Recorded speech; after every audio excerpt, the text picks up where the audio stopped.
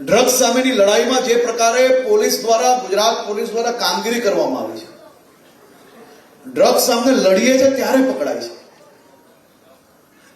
કેમ પંજાબની અંદર, કેમ મુંબઈની અંદર, કેમ અલગ અલગ રાજ્યની અંદર જે ડ્રગ્સના કેપિટલ છે ત્યાં ડ્રગ્સ નથી પકડાતું? કેમ ગુજરાતમાં ડ્રગ્સ પકડાય છે?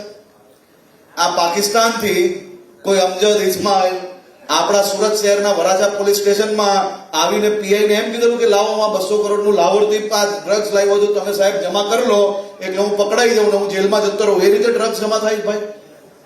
ડ્રગ્સ પકડવા માટે રાત દિવસ એક કરવી પડે છે ત્યારે આ ડ્રગ્સ પકડાય છે. આજકાલના નવા અલગ અલગ પાર્ટીના અહીંયા આજુબાજુના તમારા વિસ્તારના જેટલા લોકો આવે ને એને ખાલી પૂછજો કે ભાઈ તમારા ત્યાં પંજાબમાં તમારી સરકાર છે, તમે એ જવાબ આપો ને આટલા વર્ષની અંદર ડ્રગ્સની સામે શું કામ કર્યું? દરરોજ વહેલી સવારે ઉઠો ને ગુજરાત પોલીસનું આ ડ્રગ્સ પકડાઈ ગયું, ગુજરાત પોલીસનું પેલું પકડાઈ ગયું.